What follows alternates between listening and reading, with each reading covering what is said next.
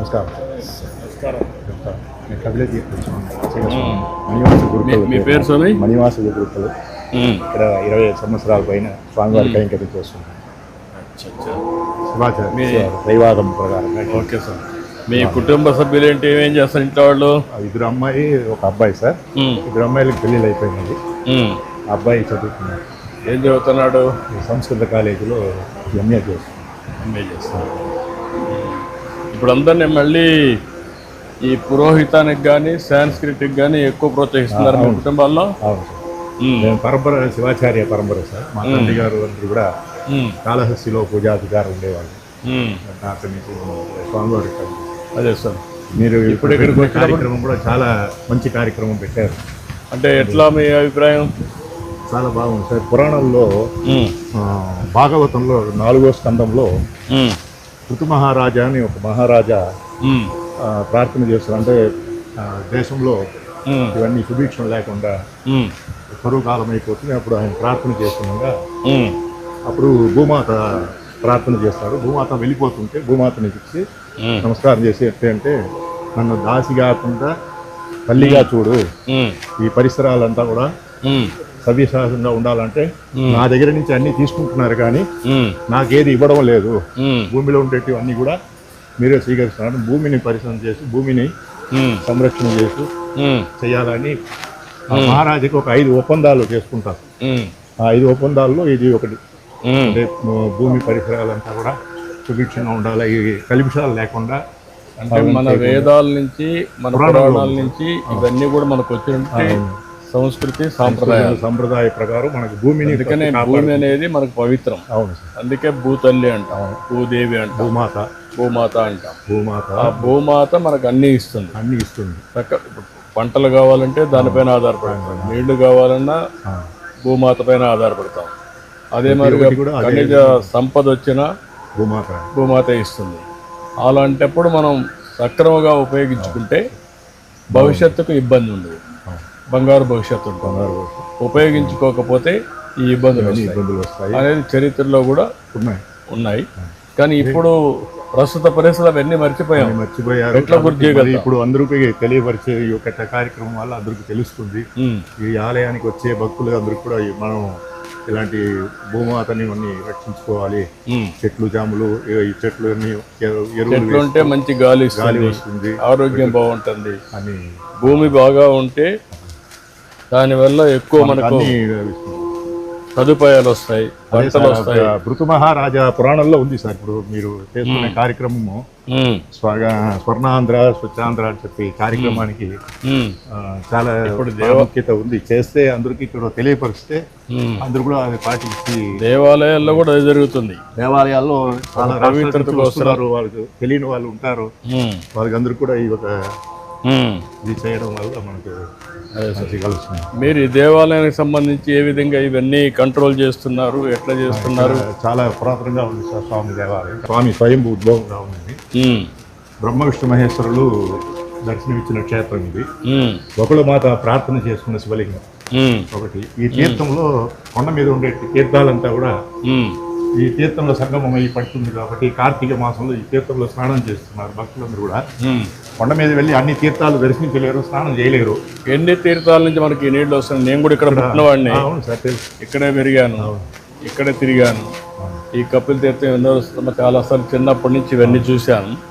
ఎన్ని సార్ 166 తీర్థాలు కొండ మీద చెప్పబడుతుంది సార్. ఆ తీర్థం అంతా కూడా ఇక్కడ సంగమం అయ్యేట్టుగా పురాణాలు చదువుతున్నాయి. పవిత్రమైన జలం, పవిత్రమైన తీర్థము. అక్కడ 3 కుండాలు ఉన్నాయి సార్. అది బ్రహ్మకుండం అని, మహేశ్వర కుండం అని, విష్ణు కుండం అని పేరు. ఆ తీర్థం ఎప్పుడు కూడా ఎండాకాలంలో కూడా ఈ వాటర్ ఫాల్స్ లేకపోయినా అందులో తీర్థం బాగా ఎప్పుడు ఉంటుంది సార్. ఆ తీర్థమే మనం మంచి కొబ్బరి నీళ్ళలాగా ఉంటుంది ఆ మూలలో. దాని అంతా కూడా పరిశుభ్రంగా మనం చూస్తూ అన్ని పరిశుభ్రం చేసుకుంటున్నాము. ఇప్పుడు ఈ దేవాలయాన్ని ఏ విధంగా మీరు పరిశుభ్రంగా పెట్టుకోగలుగుతున్నారు? ఇంకా ఏమన్నా విశిష్ట దేవాలయ పవిత్రత ఏంటి? బాగా చేస్తున్నాం. మహాగణపతి, సిద్ధి వినాయక. నమో వ్రాతపతయే నమో గణపతయే నమ ప్రమథపతయే నమస్తే అస్తు లంబోదరాయ ఏకదంతాయ విఘ్న వినాశినే శివసుతాయ శ్రీవరదమూర్తయే నమో నమః. వరసిద్ధి వినాయక స్వామినే నమః. ఆనంద కర్పూర నీరాజనం సందర్శయామి రక్షాంధారయామి.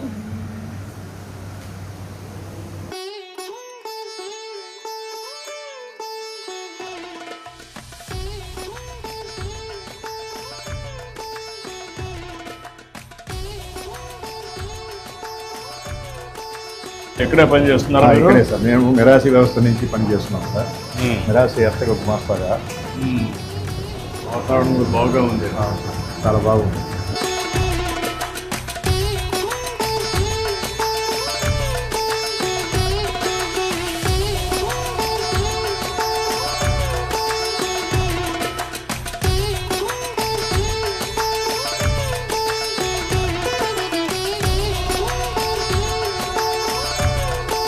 కపిల తీర్థం ఇక్కడే ఉంది. ఇది కాకుండా వెంకటేశ్వర స్వామి పైనే ఉన్నాడు. కాబట్టి ఈ ప్రాంతం ఎప్పుడు ఇదే కాదు, రాష్ట్రం ప్రపంచం సుభిక్షంగా ఉండాలి. మనం అందరం ఆరోగ్యంగా ఆనందంగా ఉండాలి. అందరి జీవన ప్రమాణాలు కూడా బాగుండాలి. అదే మీరందరూ ప్రతిరోజు ఆశీర్వదిస్తున్నారు. దానికోసం నేను పనిచేస్తాను. సంతోషం. Thank you ma'am. Thank you thank you. నీ పేరేంటమ్మా? సాయి అరుణ్ సార్. సాయి అరుణ్. అవును సార్. ప్రతి క్లీనింగ్ చేస్తాను, గార్బేజ్ క్లీన్ చేస్తాను. లోపల నుంచి అన్ని తీసుకుని వచ్చి డివైడ్ చేస్తాను సార్. పువ్వులు సపరేట్ గా, తడిచేసి సపరేట్ గా, పొడిచేసి సపరేట్ గా, ప్లాస్టిక్ సపరేట్ గా చేస్తాం సార్. మీరు ఎంతమంది పని చేస్తున్నారు ఇక్కడ? సార్ ఇక్కడ పొద్దున్న డ్యూటీలో 8 మంది ఉంటాం సార్. మధ్యాహ్నం డ్యూటీలో 7 మంది. ఉదయం ఎన్ని గంటలకు వస్తాను ఇక్కడికి? పొద్దున్న 5కి వస్తాం సార్. 4:50కి ఇక్కడికి వచ్చేస్తాము. 5 గంటలకు మస్తు చేసుకుంటాము. 5 నుంచి ఎన్ని గంటల దాకా? 1 గంట దాకా ఉంటాం సార్. మధ్యాహ్నం 1 గంట వరకు డ్యూటీ చేస్తాం. ఇవన్నీ క్లియర్ చేసేసిన తర్వాత సార్ ఇక మా ప్లాట్ఫామ్ కుదుస్తాం. ఇవన్నీ కూడా డైలీ తెచ్చుకుంటాం సార్. డైలీ కింద ఇస్తారు మాకు. ఇవన్నీ తెచ్చుకుంటాము, ఇట్లా కలుపుకుంటాము. ఎన్నిసార్లు క్లీన్ చేస్తారు రోజుకి? టెంపుల్ లోపల ఒక డ్యూటీకి 5 సార్లు క్లీన్ చేస్తాం సార్. ఇక్కడ మాత్రం యాత్రికులు వస్తూ ఉంటారు. వాళ్ళు వచ్చేదాన్ని బట్టి మేము చేస్తూనే ఉంటాం సార్. చెత్త పడుతూ ఉంటే క్లీన్ చేస్తూనే ఉంటాం. క్లీన్ చేస్తాం సార్. మీకు ఇచ్చే మెటీరియల్ కూడా మంచి మెటీరియల్ ఇస్తారు. మంచి మెటీరియల్ ఇస్తారు సార్. అన్ని ఇస్తారు. ప్రతిరోజు మెటీరియల్ ఇస్తారు. ఏది అవసరమైతే అది ఎప్పుడు కావాలన్నా ఇస్తారు. తీసుకొచ్చుకుంటాము, వాడతాము. మళ్ళా ఇక్కడ వచ్చినటువంటి చెత్తని పొడి చెత్త, తడి చెత్త 2 వేరువేరుగా వేస్తుందా? ఒకటి దాంట్లో సార్. తడి చెత్త, పొడి చెత్త వేరువేరుగా వేస్తాము. వచ్చిన యాత్రికులకు కూడా చెప్తాము, వాళ్ళు వేస్తారు. ఎవరో ఒకటి కలిపేస్తారు కదా సార్. అది తీసుకెళ్లి మేము మళ్ళీ డివైడ్ చేసుకుంటాం సార్. ఇప్పుడు వచ్చే భక్తుల్లో మార్పు వచ్చిందా సార్? చాలా వరకు వచ్చింది సార్. ఎక్కడ కాగితాలు లేకుండా ఎక్కడ ఇలాంటి బుట్టలో చెత్త బుట్టలో చాలా వరకు మార్పు వచ్చింది సార్. చాలా వరకు ఈ ప్రోగ్రామ్ స్టార్ట్ చేసిన తర్వాత నుంచి చాలా వరకు మార్పు వచ్చింది సార్. మాకు కూడా చాలా వరకు ఆనందంగా ఉన్నారు సార్.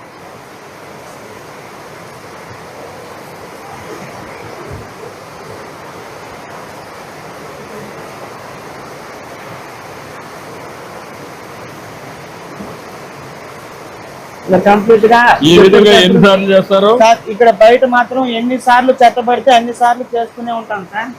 ఎప్పటికప్పుడు క్లీన్ చేసుకుంటాము. టెంపుల్ లోపల మాత్రం 2 గంటలకు ఒకసారి, 1.5 గంటకు ఒకసారి, చెత్త ఎక్కువ పడినప్పుడు ఒకసారి వెళ్ళి క్లీన్ చేస్తాం సార్.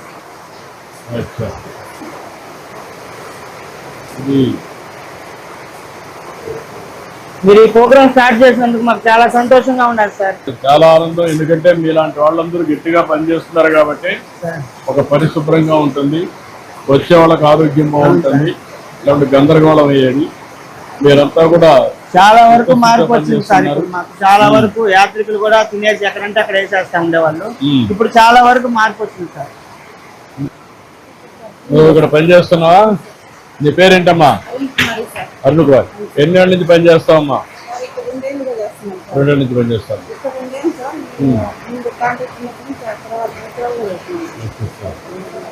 నువ్వు ఎన్ని గంటలకు వస్తావమ్మా? 1 గంటకి వెళ్తావు. నీకు ఎంతమంది పిల్లలమ్మా? ఏం చేస్తుందమ్మా? మాకు మ్యారేజ్ కాలేదు సార్. నాకు 2 చెల్లెళ్ళు. మా నాన్నగారు చనిపోయారు. 2 చెల్లెళ్ళకి మ్యారేజ్ చేసాం. నేను, మా అన్నయ్య, మా అమ్మ ముగ్గురమే ఉంటాం సార్.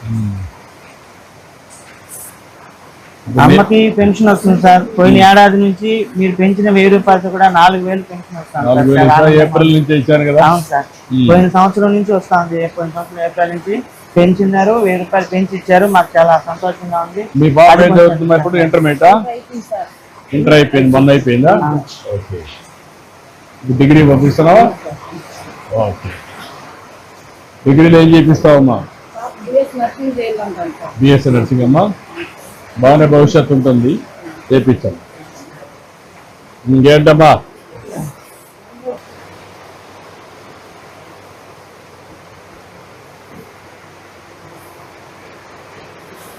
ఏమమ్మా బాగున్నావా? ఏం చేస్తారు మీ పిల్లలు? అమ్మా ఏం చదువుతున్నారమ్మా? డిగ్రీ అమ్మా. ఒక అబ్బాయేనా? అమ్మాయి. ఒకే అమ్మాయి. పెళ్లి చేస్తారా? వస్తానమ్మా.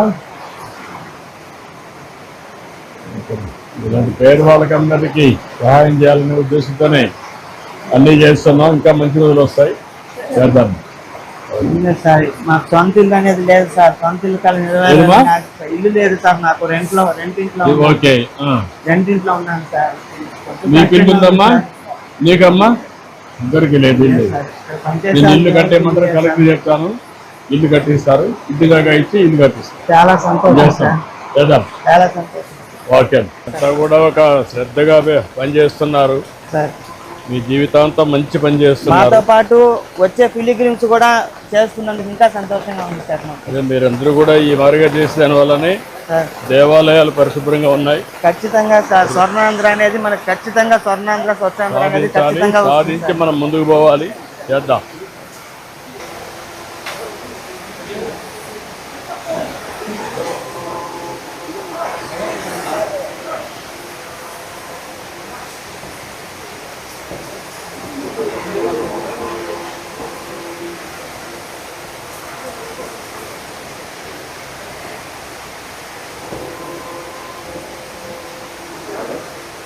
ఇదంతా దీంతో మన వాటర్ ఏదైనా ఉంటే కూడా దగ్గరకు వచ్చేస్తుంది సార్. ఎక్కువగా జారే అవకాశం లేకుండా ఉంటుంది సార్. మొత్తం అది అయిపోయిన తర్వాత దీంతో చేసి మళ్ళా ఇది అయిపోయిన తర్వాత దీంట్లో పెనాయిల్ మనం ముంచుకొని దీంట్లో క్లీన్ చేస్తారు సార్. తర్వాత ఇది మాపై ఇట్లా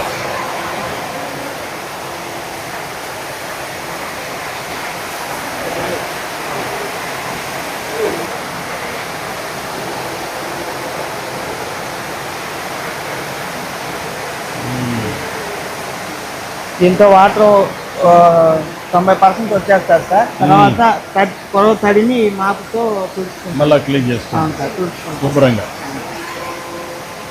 సర్వీస్ చేస్తున్నా. అదేమ్మా బాగా చేస్తున్నారా? చాలా సంతోషంగా లేదు సార్. మిమ్మల్ని ఇంత దగ్గరగా చూస్తానని అనుకోలేదు లేదు సార్. చాలా బాగా చేస్తున్నారు. నేను కూడా మీ అందరినీ మోటివేట్ చేయాలి. మీ యొక్క పని కూడా గుర్తించాలి, మీ గౌరవాన్ని పెంచాలి. చాలా వరకు ఇప్పుడు మేము చేస్తున్న పని అందరికీ తెలుస్తుంది సార్. నాకు ఇంకా సంతోషం సార్. పలానా వాళ్ళు చాలా శుభ్రంగా చేయడానికి చేస్తున్నారని చెప్పి చూపించినందుకు మాకు చాలా సంతోషంగా ఉంది సార్. చాలా బాగా చేస్తున్నారు. చాలా సంతోషంగా ఇస్తాను. ఏంటా మీరు ఇక్కడ మొత్తం క్లీనింగ్ క్లీనింగ్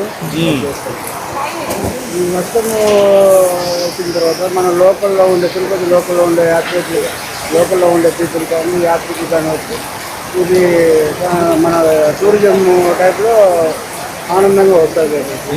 తర్వాత వచ్చింది జనవరి ఎవ్రీ మంత్ నాడు శనివారం మీరు పెట్టిన ప్రోగ్రామ్ ఇప్పుడు స్వచ్ఛాంధ్ర స్వర్ణాంధ్ర అది అంటే ఇంప్రూవ్మెంట్ బాగుంది సార్.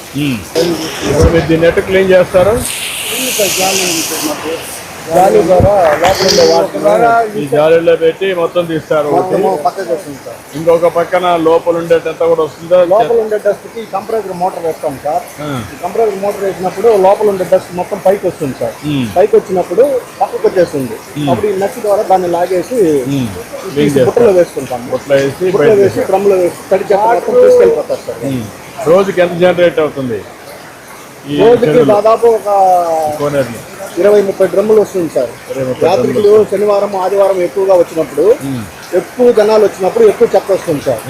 నార్మల్ టైంలో ఒక 10 డ్రమ్ములు 15 డ్రమ్ములు అలా వస్తుంది. అలాగే ఒక్కోసారి నీళ్ళన్నీ వచ్చినప్పుడు ఎక్కువ వస్తాయి కదా, వరదల మరిగా వచ్చి సగం కోరియర్ లో కూడా పడేటట్టుగా ఉంటుంది సార్. ఫ్లో ఇక్కడ 2 ఫ్లో 3 ఫ్లో అన్ని వెళ్ళిపోతాయా? అన్ని మొత్తం వెళ్ళిపోతుంది సార్. మన లెవెల్ కి పెట్టుకుంటాం సార్ వాటర్.